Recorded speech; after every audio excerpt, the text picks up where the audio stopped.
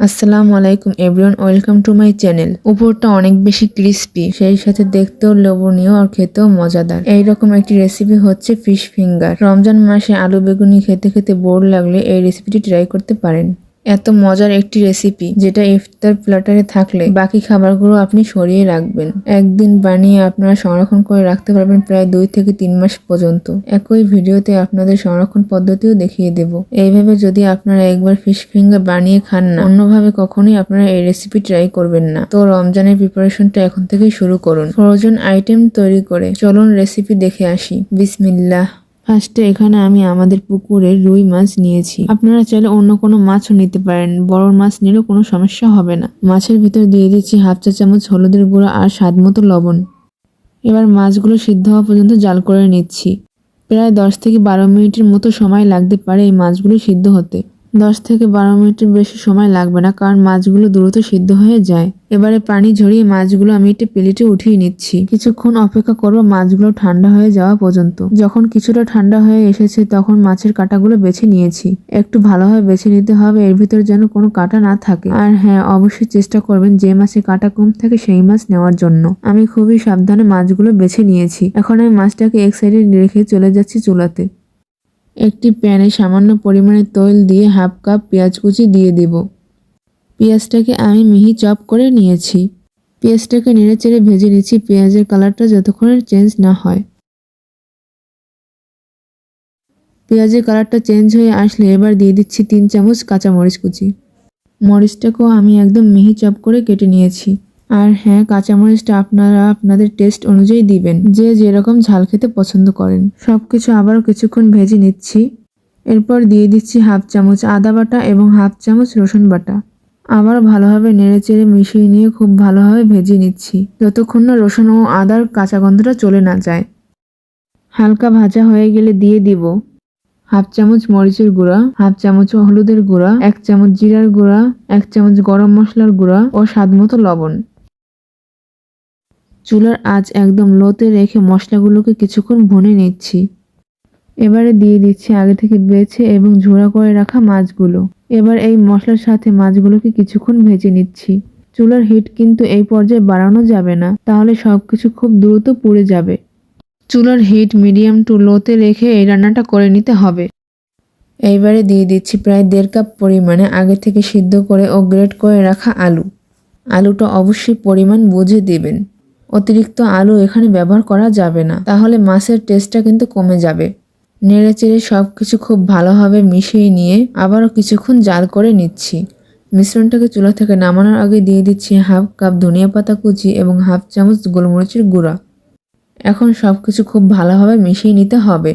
সবকিছু খুব ভালোভাবে মিশিয়ে নেওয়া হয়ে গেলে ফিশ ফিঙ্গারের পুরটা তৈরি হয়ে যাবে। এখন এই পুরটা চুলা থেকে নামিয়ে ঠান্ডা হওয়ার জন্য এক সাইডে রেখে দিব। এখানে একটি বাটিতে নিয়ে নিচ্ছি 2টি ডিম।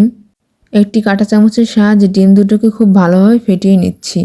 ফেটিয়ে নেওয়া হয়ে গেলে ডিম দুটোকে এক সাইডে রেখে দিচ্ছি। এদিকে আমার পুরটা অলরেডি ঠান্ডা হয়ে গেছে। এখন 2 হাত খুব ভালোভাবে পরিষ্কার করে নিয়ে পরিমাণ মতো পুর নিয়ে হাতের ভিতর এরকম গড়িয়ে ফিঙ্গারের আকার তৈরি করে নিচ্ছি। শেপটা একটু ভালোভাবে দেওয়ার চেষ্টা করবেন যাতে ভেঙে না যায়। এখানে আমি সবগুলো কাটলেট তৈরি করে নিয়েছি। মাশাআল্লাহ, সবগুলো একই সাইজে তৈরি করে নিয়েছি। এবার এখানে আরেকটা বাটিতে আমি ব্রেড ক্রাম্বস নিয়ে নিয়েছি। এবার এখান থেকে একটি করে কাটলেট নিয়ে ফ্যাটানো ডিমের ভিতর দিয়ে উল্টে পাল্টে ভালোভাবে কোট করে নিচ্ছি। এবারে ডিমের এক্সট্রা ব্যাটারটা ঝেড়ে সরাসরি ব্রেড ক্রাম্বসে কোট করে নিচ্ছি। আপনারা চাইলে এভাবে কাটলেটগুলোকে ডাবল কোটিংও করে নিতে পারেন, তাহলে উপরটা অনেক বেশি ক্রিস্পি হবে। তবে আমি অতটা কোটিং দিচ্ছি না, আমি একটা কোটিংই দিয়েছি। সবগুলো একইভাবে তৈরি করে নিয়েছি। সবগুলো একইভাবে কোট করে নেওয়ার পর এখন আপনাদের দেখাচ্ছি এগুলো কিভাবে সংরক্ষণ করতে হবে। কিছুটা কাটলেট আমি এখানে স্টিলের প্লেটে নিয়েছি, ছড়িয়ে রেখে ডিপ ফ্রিজে রেখে দেব 2 ঘন্টার মতো। 2 ঘন্টা পর ফ্রিজ থেকে বের করে এগুলোকে আমি ফ্রোজেন করে রাখছি। একটি বক্সে এরকম ভাবে সাজিয়ে রেখে মুখটা বন্ধ করে 2 থেকে 3 মাস পর্যন্ত ডিপ ফ্রিজে সংরক্ষণ করে রাখা যাবে। এদিকে বাকি ফিশ ফিঙ্গার গুলো ভেজে নিচ্ছি। একটি প্যানে পর্যাপ্ত পরিমাণ তেল গরম করে ফিশ ফিঙ্গার গুলো দিয়ে দিব। ফিশ ফিঙ্গারগুলো দিয়ে উল্টে পাল্টে উপরটা ক্রিস্পি হওয়া পর্যন্ত এবং সুন্দর একটি কালার আসা পর্যন্ত ভালোভাবে ভেজে নিচ্ছি। এগুলো ভেজে নিতে খুব একটা বেশি সময় লাগে না, কারণ ভিতরের পুর আগে থেকেই সিদ্ধ করা। শুধু উপরে কালার আসা পর্যন্ত আর ক্রিস্পি হওয়া পর্যন্ত ভাজলেই হবে। কাকলেটগুলো ভাজার পরে দেখতে কত বেশি লোভনীয় হয়েছে আর এগুলো কত বেশি ক্রিস্পি হয়েছে, জাস্ট আওয়াজটা শুনুন। ইফতারে যদি এরকম মজাদার আর লোভনীয় স্ন্যাক্স থাকে তাহলে তার অন্য কিছুর প্রয়োজন পড়বে না। রমজানের জন্য এরকমই আমি প্রিপেয়ার করে রেখে দিচ্ছি, আপনারা চাইলেও এরকম করতে পারেন। রেসিপিটি আপনাদের কাছে কেমন লাগলো অবশ্যই কমেন্টে জানাবেন। কোনো রকম মাছ ও মাংস ছাড়াই এইবার ইফতারে একবার তৈরি করে দেখতে পারেন কয়টি সেদ্ধ ডিম ও আলু দিয়ে ডিম আলুর কাবাব। বিসমিল্লাহ। ডিম ও আলুর কাবাব বানানোর জন্য এখানে আমি 2টি আলু সেদ্ধ করে নিয়েছি। এরপর গরম থাকা অবস্থায় আলুগুলো ম্যাশ করে নিব। চেষ্টা করবেন আলুগুলো গরম থাকা অবস্থায় ম্যাশ করে নিতে, কারণ আলু ঠান্ডা হয়ে গেলে এর ভিতরে একটা স্টিকি ভাব চলে আসে। এই ক্ষেত্রে আলু দিয়ে তৈরি যে কোনো নাস্তা তৈরি করতেও কষ্ট হয়। চেষ্টা করবেন খুব ভালোভাবে আলুটা ম্যাশ করে নিতে। এর ভিতরে যেন আলুর বড় টুকরো বা লাম্পস না থাকে। এবার এর ভিতরে দিয়ে দিচ্ছি 3 টেবিল চামচ পেঁয়াজ কুচি, 3 টেবিল চামচ টমেটো কুচি, 3 টেবিল চামচ সবুজ ক্যাপসিকাম কুচি, 1 টেবিল চামচ দিয়ে দিচ্ছি কাঁচামরিচ কুচি, 1 টেবিল চামচ দিয়ে দিচ্ছি ধনিয়া পাতা কুচি। মশলার ভেতর দিয়ে দিচ্ছি এখানে 1/2 চা চামচ ভাজা জিরার গুঁড়া, 1/2 চা চামচ গরম মশলার গুঁড়া, 1/2 চা চামচ দিয়ে দিচ্ছি চাট মশলা, 1 চা চামচ দিয়ে দিচ্ছি চিলি ফ্লেক্স, সাথে আরো দিয়ে দিচ্ছি 1/2 চামচ হলুদের গুঁড়া, 1/2 চামচ আদা গুঁড়া, 1/2 চামচ রসুনের গুঁড়া। সবশেষে দিয়ে দিচ্ছি স্বাদ মতো লবণ। এখানে আমি 1 চামচের মতো লবণ ব্যবহার করেছি। এবার এই হাতের সাহায্যে সবকিছু খুব ভালোভাবে মেখে মিশিয়ে নিচ্ছি। আমি এই কাবাবের ভিতরে জাস্ট গ্রিন ক্যাপসিকামটা ইউজ করেছি, আপনারা চাইলে রেড অথবা ইয়েলো ক্যাপসিকামও এখানে ইউজ করতে পারবেন। সবকিছু খুব ভালোভাবে মেশানো হয়ে গেছে। এবার এর ভিতরে দিয়ে দিচ্ছি সেদ্ধ করা 3টি ডিম। আমি এখানে একদম ছোট ছিদ্রযুক্ত গ্রেটারের সাহায্যে ডিমগুলো গ্রেট করে নিচ্ছি। আপনারা চাইলে ডিমগুলো একদম ছোট ছোট কিউব করে কেটেও দিতে পারেন, ওইটাও খেতে এবং দেখতে ভালো লাগবে। এবার মিশ্রণের সাথে ডিমটাও খুব ভালোভাবে মিশিয়ে নিতে হবে। বাইন্ডিংয়ের জন্য আপনারা চাইলে 2 থেকে 3 টেবিল চামচ বেসনও ব্যবহার করতে পারেন, তবে আমি যেহেতু ডিম দিয়েই তৈরি করছি, ডিমটা বাইন্ডিং এর জন্য খুব ভালো কাজ করে, এই জন্য এক্সট্রা করে আর কোনো কিছুই অ্যাড করছি না। মিশ্রণটা খুব ভালোভাবে মিশিয়ে নেওয়া হয়ে গেছে। এখন আমি হাতটা পরিষ্কার করে কাবাবগুলো তৈরি করে নেব। এখন আমি এই কাবাবগুলো বানিয়ে নেব। কাবাবগুলো গোল গোল করে বানিয়ে নিচ্ছি।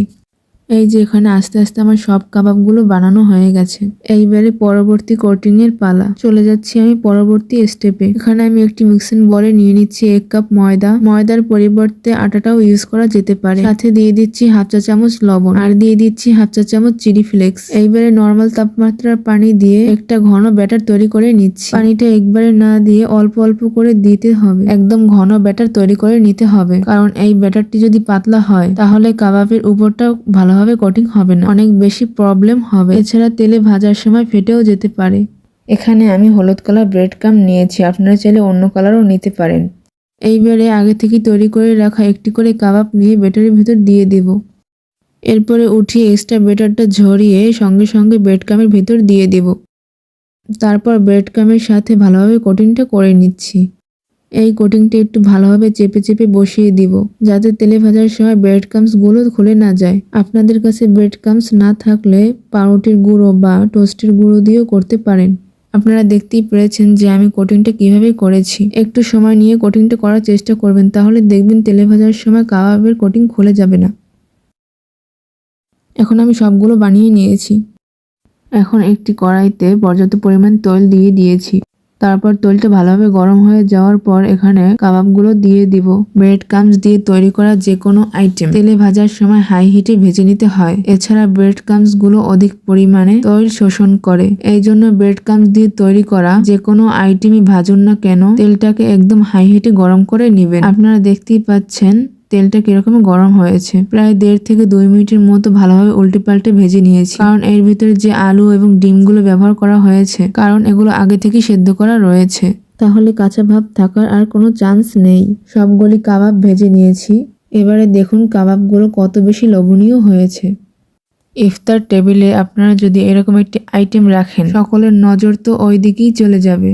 শুধু ইফতারের কথা বলছি কেন, আপনারা কোনো স্পেশাল দিনেও এই খাবারটা টেবিলে রাখতে পারেন।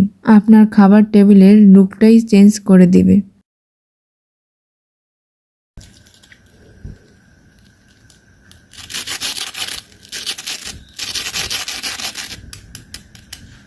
আর আপনারা শব্দ শুনেই বুঝে গেছেন অবশ্যই কাবাবটা কতটা ক্রিস্পি হয়েছে। শুধু তো দেখতেই সুন্দর হলে হবে না, টেস্টের কথাও বলতে হবে। টেস্ট আলহামদুলিল্লাহ অনেক বেশি ভালো, একদম অন্যরকম একটি টেস্ট পাবেন। গরম গরম এই কাবাবটি খেতে আমার কাছে তো অনেক বেশি ভালো লেগেছে। আশা করছি আপনাদের কাছেও ভালো লাগবে। রেসিপি কেমন লাগলো অবশ্যই আমাকে কমেন্ট করে জানাবেন, আর আমার চ্যানেলটি সাবস্ক্রাইব করে পাশে থাকবেন। আজকে এই পর্যন্তই। আল্লাহ হাফেজ।